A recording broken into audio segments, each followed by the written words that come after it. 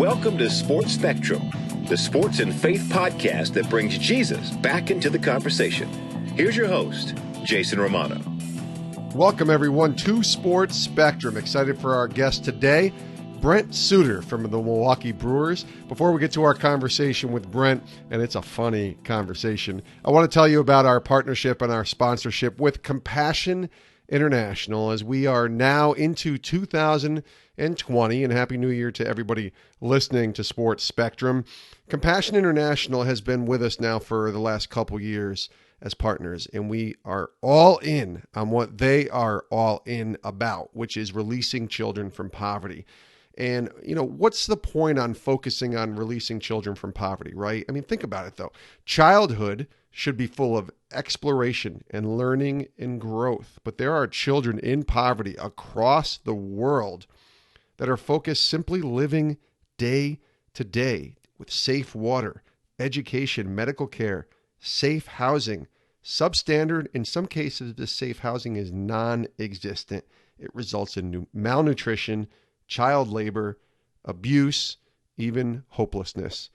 And that's where compassion comes in.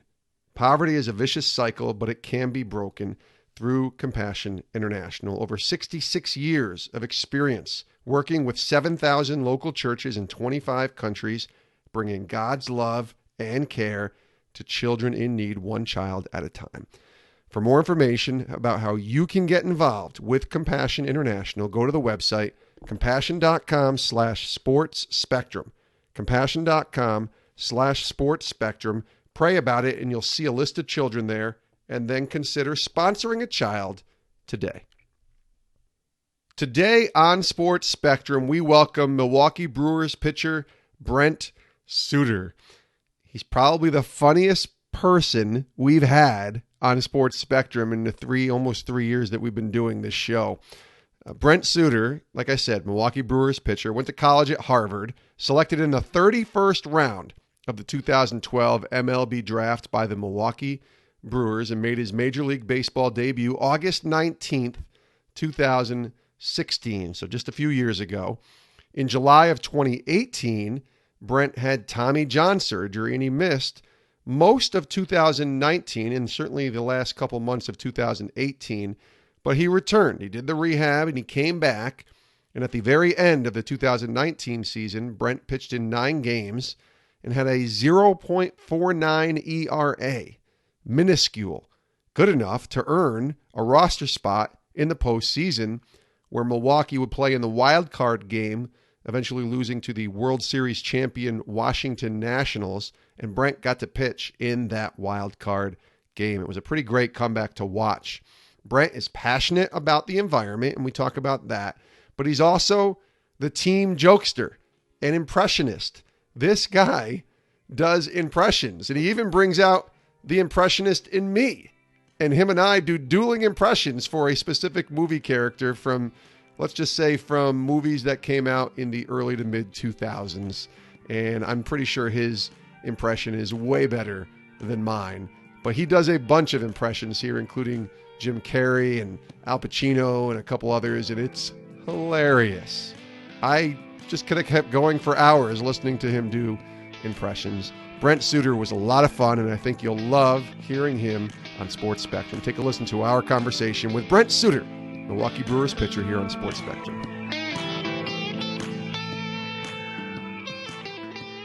Brent Suter from the Milwaukee Brewers joins us. Brent, welcome to Sports Spectrum. Thank you very much. Thanks for having me. We're really excited to talk to you. Lots going on with you, especially in the last year, I would say year and a half, since middle of the summer 2018, and this season you basically spend most of the year rehabbing from Tommy John surgery, and you make it back and you pitch lights out, which is pretty cool. Nice. 0.49 ERA in the 9 games that you pitched in 2019, and you got into the wild card game, which obviously it's not great memories when you lose a playoff game like that to the eventual World Series champions, but it was a pretty cool accomplishment for you, I'm sure, to get into a game like that.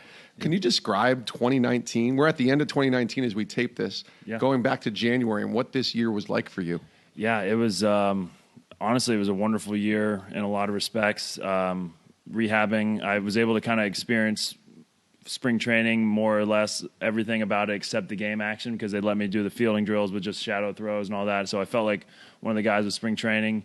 Definitely, the Brewers were kind enough to let me go up every month and kind of check in with the team from Arizona to Milwaukee when they had a home game or a homestand that weekend. And I was able to kind of reconnect with the guys, stay in touch, throw in front of the pitching coaches, and that was really awesome. And then the rehab facility was brand new, so it was everything I could have needed and more. The rehab staff was incredible out there, so ended up just kind of getting after it every day, doing the right things, eating right, and was able to not have any setbacks and getting into game action a little less than a year out from surgery, like in terms of the minor league game action.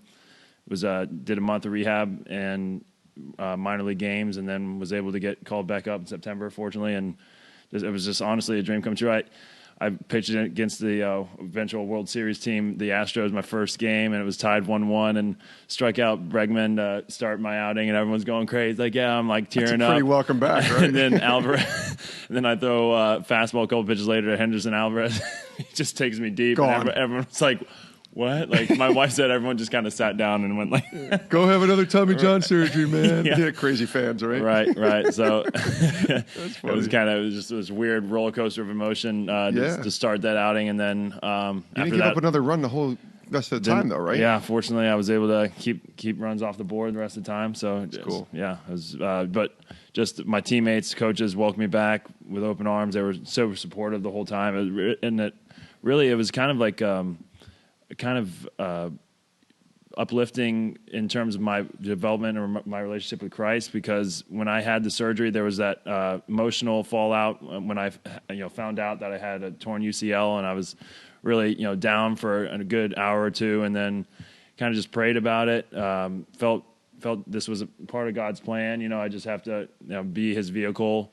And then when I got back to the stadium, there was an outpouring of support from the fans, players, coaches, everybody. And I didn't have that kind of like shaking identity or identity crisis at all, which is a really good sign that maybe my identity really is in Christ here. And I'm just kind of along for the ride of whatever He wants in my life. So it was a really good experience for me, and kind of a check in my faith. And fortunately, it was okay. My priorities seemed to be generally around where I wanted to be. We could always be better. Always spend more time with Jesus. Always spend more time in prayer with our spouses and our family and all that. But of course, yeah, it was one of those things. It was actually a good check for my life. Go back to July. It's July 31st of 2018 when you have the Tommy John surgery. But finding out you have the torn UCL, and having to have Tommy John, and at that point, oh boy, this is going to be a while. Yeah. What kind of emotions are going through yourself, and maybe even your connection with God, and just be like, Lord, what are you doing here? Yeah, leading up to the MRI, like it was really confusing, because I knew there was kind of something wrong, but I thought at worst it was a partial tear of the UCL. Like, I'm not a hard thrower. I haven't had a ton of innings throwing, so it didn't feel like a Tommy John I was kind of a candidate for that or anything. My mechanics had some flaws in it, but I was like, I don't throw hard enough to really get this surgery or whatever. But the more I kind of got into the MRI room, I was like, there really might be something. I just had a feeling about it, and doctor pulled me in pretty much immediately after the MRI and just gave me the bad news. And it was just shocking, and then just sadness. I was just really, really sad. Remember just crying. Like, I took a good half hour and just waiting in the room before I could get out of there with my wife. And fortunately, my wife was there supporting me, and that was really clutch to have her there. But it was sadness, and we were pregnant, or my wife was pregnant at the time, when the baby due in like 4 months. And so I was like, oh man, I'm not going to be able to help the kid and help you with the baby. And I was like, wait, no, I'll have the brace off and be a fully functional dad. And so I kind of started to see God's timing with that. And I was like, okay, like I'll be home a lot with the kid in the rehab process too, because you guys will be out there in Arizona with me. So I was starting to see kind of the silver linings the next couple of days after that news. And I was like, maybe this is all, maybe this is for something else rather than just some adversity. So it became, it was sadness that turned into, finding joy somehow. Finding joy in it, and let's get after it, and let's come back better than ever. That's good. It also probably gave you a lot of time to work on your impressions, I would think. It did.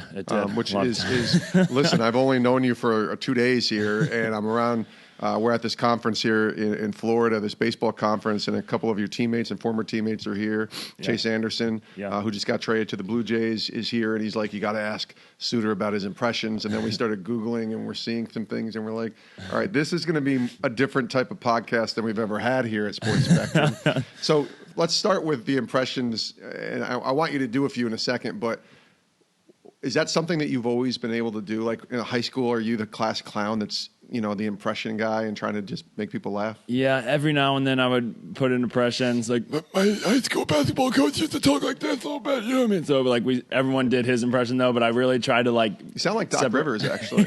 Pretty good. A little bit. I mean, yeah. But I tried to, I worked on that a little bit to separate myself a little bit from the Gen Pop, if you will, and then getting into college, did some more impressions, and then we were talking about this earlier, but Tim Dillard was a former teammate of mine for years in the minor league system in the Brewers, and that the joy and laughs that guy could bring with impressions was it was awe-striking. Like this guy, it was unbelievable talent. He could get every coach. He could get you after 5 minutes of meeting him, and that takes talent. It really does. Yeah, and so I enjoyed so many laughs with him impersonating people, and I was telling you, I will do impressions for anybody, anytime, because I feel like I owe the earth many laughs of impressions from Tim Dillard, and it really got me thinking. He keeps the clubhouse light with these impressions, so I really I started trying to do impressions more and more, and I'm still not even close to his level, but I've definitely gotten better at impressions than I used to be. So give me the Jim Carrey is the one that came about at the conference here, and are gotta have him do his Jim Carrey. So which Jim Carrey are you doing as you do these impressions here? Is it Dumb and Dumber? Is it Ace Ventura? So Liar Liar? Yeah, it depends. All of them. So a lot of Latin guys that I play with love The Mask, and I really didn't know how much they love The Mask, but every time I do PART, why? Because I gotta, you know what I mean? I'll do that, and then We're recording this on video for people that are listening that will be able to watch it on our YouTube and page. Then I'll do, they also like Liar Liar a lot, and so I'll do that for them. So I'll be like, our case is simply this. I'll do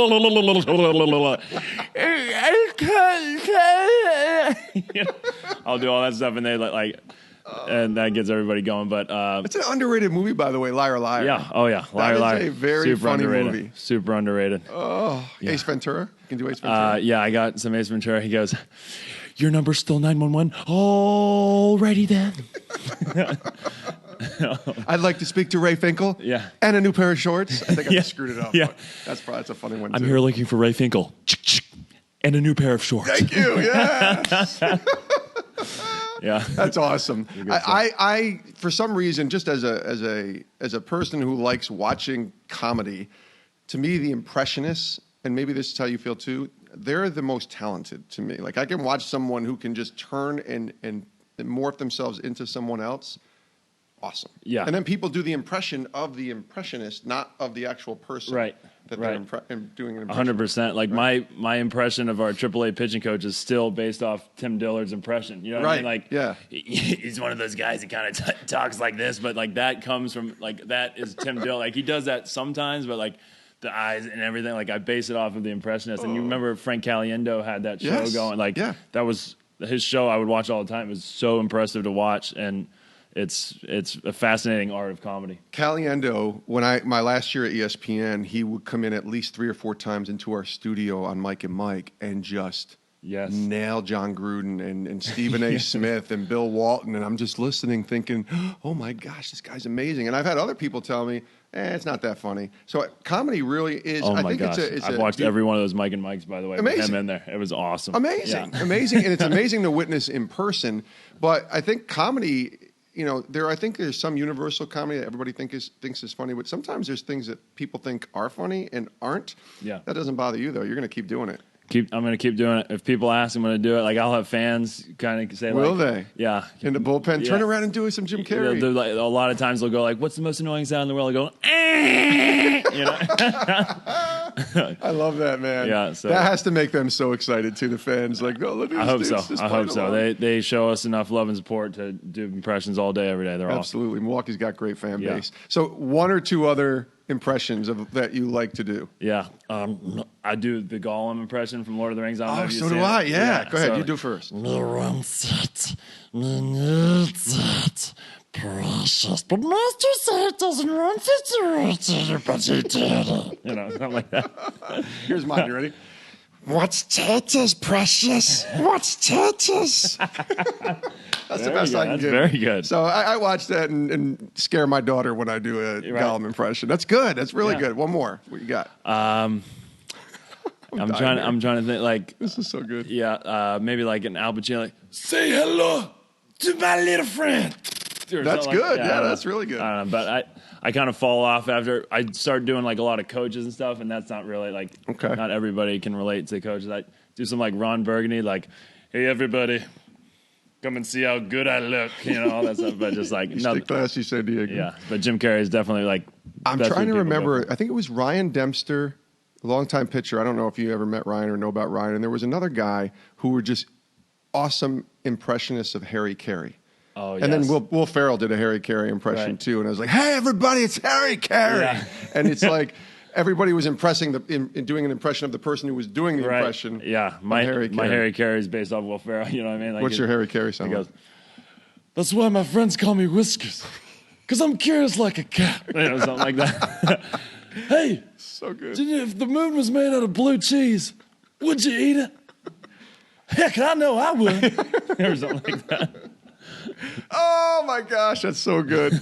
Brent Suter is our guest here on Sports Spectrum. We could do this all day, but then I'd be laughing and we wouldn't actually be asking any questions. Let's talk about your story a little bit and your journey. So you're a man of faith. Where does the faith journey begin for you? Where does that take shape for you? That's a really good question. I grew up in the Catholic Church, and it's actually a similar story to Nick Ahmed. I grew up in the Catholic Church, and I would go to church. I'd do the things. The confession, this and that, but I didn't really feel like I had a relationship with Jesus until, honestly, like a little bit after college. Okay. Where did you grow up? Cincinnati, Ohio. Okay. And I would pray sometimes, but I was, I didn't really give my life and really surrender to Jesus until I would say like 2014-ish, so shortly after college. About 5 years ago, 6 years ago. Yeah. And at that point, I just was like, Jesus, take my life, like just use me as a vehicle, and I could still do way more with things, but I just feel like that surrender moment was kind of my, saving moment, if you will, or just where I just said, Jesus, just fill my heart. And did it not make sense at first? Because I grew up Catholic as well, and for a while I just said this whole word relationship and salvation. I never heard those words going to church as a kid. Right. Nothing. This is not bashing the Catholic Church at all. This is more of just what my experience was. Right. And then I started watching my brother and some others people get saved, and I was like, okay, that's weird. Mm-hmm. I'm not sure I even want to go there. That's like cultish type stuff. But then as I started to watch and learn, we heard about grace and then truth. Right. I saw the grace, I saw the love, and it became attractive for me. Sure. Was that what it was like for you? Yeah, it really was. The more I experienced people with other denominations of Christianity, the more interaction I had with them, the more they were planting seeds in my mind of, wait, maybe it's not about earning the salvation or the works. Maybe the grace has already been. Maybe His sacrifice is enough for me to be saved. You know what I mean? Maybe that's all, and I just will follow Him out of abundance of love. You know what I mean? Maybe I've been thinking about it a little bit off, if you will, and so that those seeds kind of planted in my heart, and eventually it was just a kind of a surrender moment, and I've tried to live it up ever since. But it was, like you said, nothing against the Catholic Church, but I didn't really grow up like reading the Bible necessarily on my own, or it wasn't kind of like a point of emphasis in my upbringing. You'd hear about Moses, you heard about Jonah and the whale, but not really reading the Bible, right? And certainly like I didn't have that relationship with Jesus, and I've really come to learn that Christianity, it's a relationship. It's not a religion. It's the wrong R word that a lot of people put to it. It's a relationship with Jesus, and it's loving others and trying to get them also to love Jesus through that. So it's a relationship. There's a lot of intellectuals out there who are very smart, who would say, this thing is fake. This thing isn't real.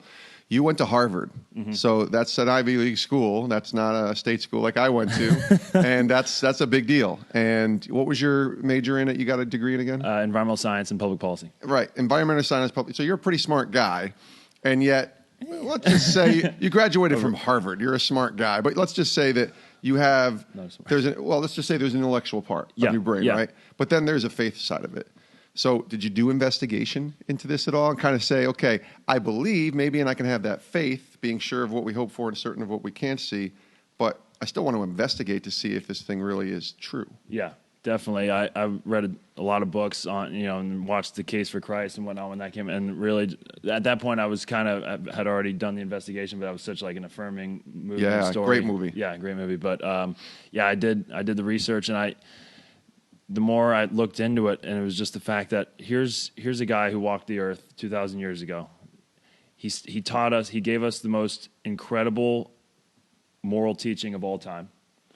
And this guy was also saying that he is the way to salvation. So he's either giving us the best morality ever and lying about, he's either a liar, a lunatic, or he's who he says he was. His Lord. And the way he lived his life, the way he loved others, it just didn't add up for me to put him in the category of liar, lunatic, and his resurrection is just the absolute, the heart of Christianity, and it was verified so many times, and it's just like this.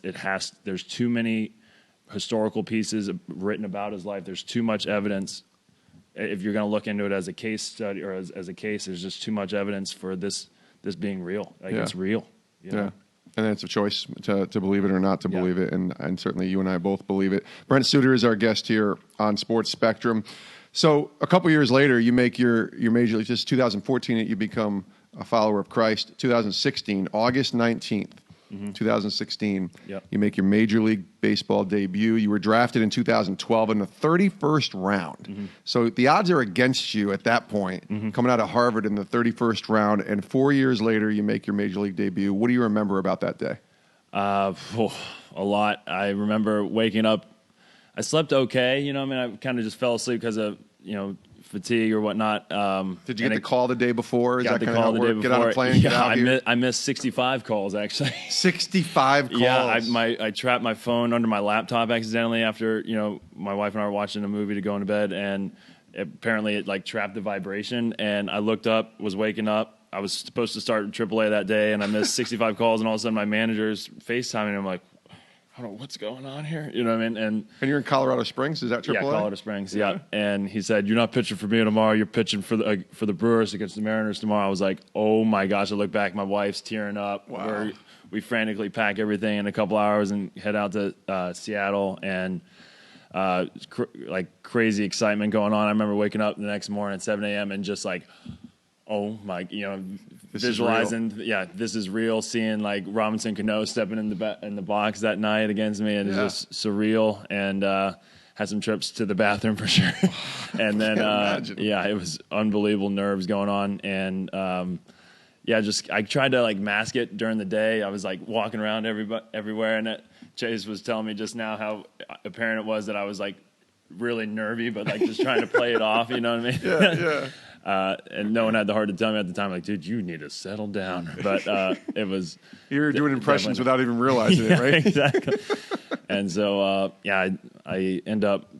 Did you start the game? Started the game, okay. Yeah. I competed. I threw 3 scoreless innings and then gave up a home run to Kyle Seager, gave up a 2-run home run to Robinson Cano, and then they took me out later that inning. So the final line score wasn't pretty. It was I think 4 2/3, 4 runs, but I came out of there oh my gosh, I just pitched in a big league game. No matter what happens, that was so nobody awesome. Can ever take that away from nobody, you. And I was so grateful. I'm so grateful for it. That was amazing. So cool. I really thought I was going to get sent back down after the game, but they decided to give me a couple of days off, put me in the pen, and I went to the pen, had some decent success, had a okay spot start to end the year, and was actually ended up having a decent debut year. So it was just crazy, absolutely craziness that I had to pinch myself. I still have to pinch myself all the time that am living out the dream of being in the big leagues. And Yeah. yeah, it was too cool. You posted a picture on Twitter recently too of the Brewers' new uniforms. Yeah. They're sweet.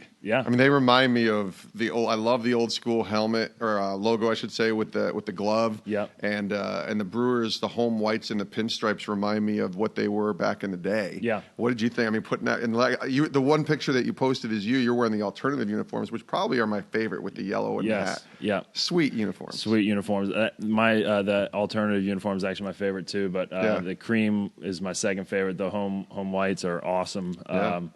And it's so cool how that logo was designed by a fan. And Is that right? Yeah, I actually met the fan's wife and his son at the event that we put on. It was so cool to meet them and like just think about how it really is for the fans. Like this logo was designed by the fans. It's such an awesome logo with the hidden M and B. Like, So and cool. that's just going to be our logo, from now on. And the colors are great. The other guys had seen the uniforms before that event, but I hadn't seen them before, and so it was. Okay.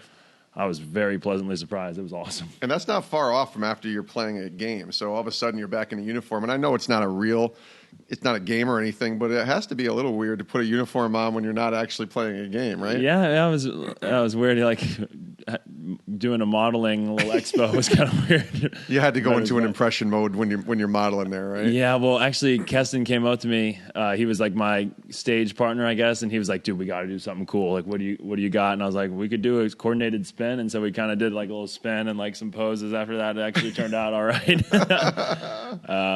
Maybe not, but everyone told us it was all right. That's awesome. But it was a lot of fun, and it was a great event. I was really grateful to be there. Something about that organization is you're the third person here at this conference that we've talked to who either came up through the Brewers organization or is a member of it or something, and they have nothing but amazing things to say about the Milwaukee Brewers organization. You were drafted by them. You're still with them. Yep. What is it about that organization? I mean, it's the only organization you've known, but obviously there's so many great things that we hear from other people about them. Yeah, for sure. First and foremost, the fans are incredible. Absolutely incredible. Always supportive. I remember in 2016, we were still rebuilding. We were like second to last place in the division, and they were still coming out 30,000 every night for the games and being so nice and supportive when we were, on the sidelines and interacting with them and all that. And then since then, it's just been awesome support because we've been good, a lot better too. And so it starts with them, but from ownership down, they're just like quality people who care about you. I mean, when our baby was born last October, the owner sent us a gift box, a gift of really nice clothes and super cool, a really nice note. David Stearns, when things were tough or like a tough option or a tough break, like he would always be there, either calling or approaching and just caring about you and saying, "Hey, you're coming back from this better than ever." Like after I got hurt, he did that. So really from the top down, and then it files into the quality people and the coaching staff. Craig Counts is amazing. He's probably the best manager I've ever played for, and that's awesome. And his whole staff is awesome, cares about you, and it files finally into the teammates who have just been amazing. Really, my whole ride up from minor leagues on, I've really had a good group of teammates the whole time, and a really good, strong group of believers every team I've been on too. I wanted to ask you about that. Cool. How that dynamic plays out for you? For sure, yeah. I remember going way back to Helena, like just a strong Christian presence, at least in, at least 5 guys, strong believers in every team, if not more. To go to chapel with, to Bible study with. Yeah, talking about Jesus in the clubhouse, like mixing in the gospel, offhanded or strongly handed in the clubhouse, and then all the way up, it was like that, and coaches included too. A lot of coaches have been believers who have been really good mentors, really great mentors for me and a bunch of teammates, and that's just been a huge blessing too. So, and on the baseball side, they gave me a shot. You know what I mean? Yeah. I was 31st round, pick 965, and they 965. Yeah, is that it? Pick 965, and every level they gave me a shot. They let me compete and let my performance dictate where I was going to go. You know what I mean? They were incredible like that, and they weren't afraid to move you up if you were doing well, send you up and see how you do, and then they just continue to support me in that way and really give good guidance for pitches and mentality all the way. And yeah, it's been an absolute pleasure to be a Brewer. So you come up and you have a good 9 games. You pitch in a wild card game, the loss obviously, but you're still pitching it, which is a pretty great accomplishment. The fact that you were kept on the playoff roster. Yeah. So 2020 has to be kind of getting your juices flowing and excited to get the thing going here. Definitely, yeah. Like that was one of the things that the uniform unveiling. I was kind of got, it's like, okay, like, let's go. Yeah, we had started training at that point and everything. We were like, okay, let's get excited for next year. So yeah, it's going to be a different team.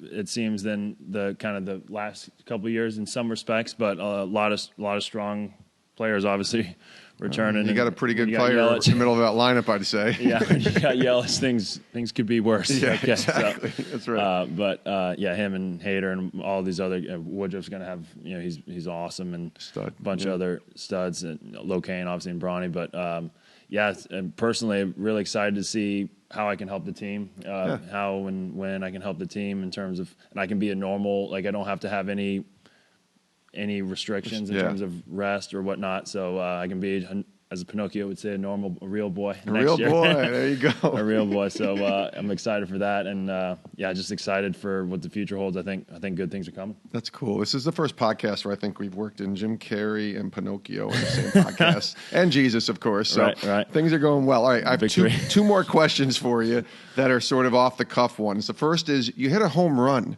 in 2018. This is a couple months before you had Tommy John, by the way, off Corey Kluber, of all players, pretty good pitcher, and you hit your first career home run May 8th, 2018 as a pitcher. What's that like to hit a home run as a pitcher? You have to be thinking, did I just do this? Yeah. Seriously? Yeah, it was a whirlwind game. Wade Miley had gotten hurt earlier that game in like the first inning, and I came in from the bullpen, and I was pitching okay, and then I get up there. I think it was tie game or maybe. Do you swing lefty too? Yeah, swing lefty, and I was the first batter of the inning, first pitch inning, which you're really not supposed to swing at as a pitcher, but I just saw it up and kind of just went, you know what I mean?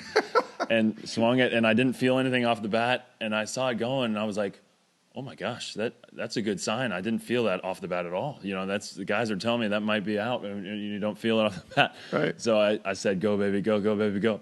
And it went out, and I remember I felt like I was flying, floating around the bases. It was the fastest trip around the bases ever. my gosh! I had to go in the bathroom after and just douse cold water in my face just to get my heart rate somewhat down, because it was just beating out my chest. It was amazing. And did you get the ball? Got the ball, yeah. And nice. Actually, the fan who gave me the ball is Jordan Young, is now a lifelong friend. She's and her family have been really awesome. That's Keep in great. touch with them. So yeah, that was really nice of them to give the ball back and everything. But yeah, it was a crazy game. We ended up winning the game by 1 run. So it was So you hit the game-winning homer in essence. Might as well call it that, right? It was crazy. Yeah, everyone. I always ask people in the group meetings in the clubhouse at spring training, what's your favorite baseball moment? That's my go-to question when I can't think of everything else. And so it's a good question. Everyone was giving me. That's yours, I presume, right? Yeah. So everyone was like, "Hey, you got your favorite baseball moment after the game?" So, absolutely. Yeah, it was cool. Besides, had you ever hit a home run at any level?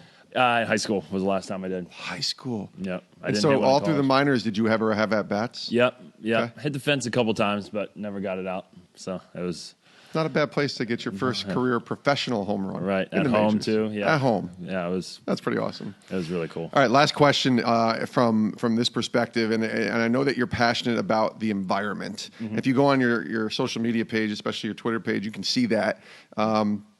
What is it about the passion that you have for the environment, and maybe share a little bit about your involvement in the charity work that you're doing and all that? Yeah. So it really started for me back in early high school. I saw some documentaries about kind of our resource management and how what we're doing on this earth is really affecting the natural systems around us that really supply food and resources and air for us and water. So I started. That kind of was on my heart, and it kind of just filled into a passion that made me want to study it in college. So I studied environmental science in college, and then been kind of just following through, trying to do little things in my life, trying to better kind of minimize my footprint in the world. And I really I tied it with my faith in Christianity and Jesus is a big foundation for my environmentalism, because God didn't say go dominate the earth. He said go have dominion over it. So it's our precious resources to protect and to make sure the next generations have it. So yeah. I get kind of confused how in some countries, including our country, Christianity and environmentalism are in this separate realm. I really think it should be one and the same. That we care for God's creation is an imperative command on what we should do in our love for Jesus. And so I work with Players of the Planet, Urban Ecology Center in Milwaukee, Eco Center in Milwaukee, a bunch of other environmental groups that I either are on the board on or do some work with. And I'm actually going to a beach cleanup right from here tomorrow to the Dominican with the Players of the Planet, trying to clean up some plastic waste on the beach down there. So nice. Trying to live it out as best I can. We have like solar panels on our house, and we drive electric cars, so we try to do some big things and some small things like composting and using reusable grocery bags, turn off all the lights. So we try to minimize the impact that we have in our lives as much as we can. But I fear in the direction sometimes when I see some of the studies or whatnot of the how we're using our resources. But ultimately, when I get in those modes, I just have to let go and let God. You know what I mean? I have to just because you can get overboard and literally find something in the room that we're taping this podcast right now and be like, guys, what are you doing here? Right? Like literally everything could be something that you could point to if you wanted to be that guy. Yeah. So tough. When I get down that path, I just have to be like, Lord, this is. You're sovereign. You're either allowing this to happen or having it happen. And so I trust in your plan. I just have to, like I said, let go and let God and trust in his plan. That's good. Well, speaking of letting go and letting God, let's let you go on this note. We ask this question to all of our guests here. Final question on the podcast. What are you learning from God today? What is he teaching you? He's brought you to a pretty cool place from a baseball perspective, certainly from a faith perspective, from a family perspective, lots of great things, even from a comedy perspective. Right. What are you learning from God where he has you right now? That's a really good question. I had an experience last night where David Blatt was kind of talking about how in your heart go in and see if it's not a resounding yes for Jesus, something's wrong. And I went in there and it was a yes, but it wasn't as resounding as I was hoping for. And so God is teaching me that I need to keep that light for him, and that relationship is strong all the time. I can't let my guard down because, if it starts dimming, then it maybe starts being a maybe, then it maybe starts being a no in your heart. So just to make sure it's a resounding yes. So I'm learning how to not let, I've been talking about how I get down these cycles, and sometimes it beats me down, and I start ranting, go on these negative rants, and I start letting it dim my relationship with Jesus and take away from my focus on him. And so he's teaching me that, listen, that is the priority. Like, my relationship with him is the priority. Everything else will follow as is directed by him, but it's not a matter of letting anything affect that. And so that's what he's been teaching me, and I really...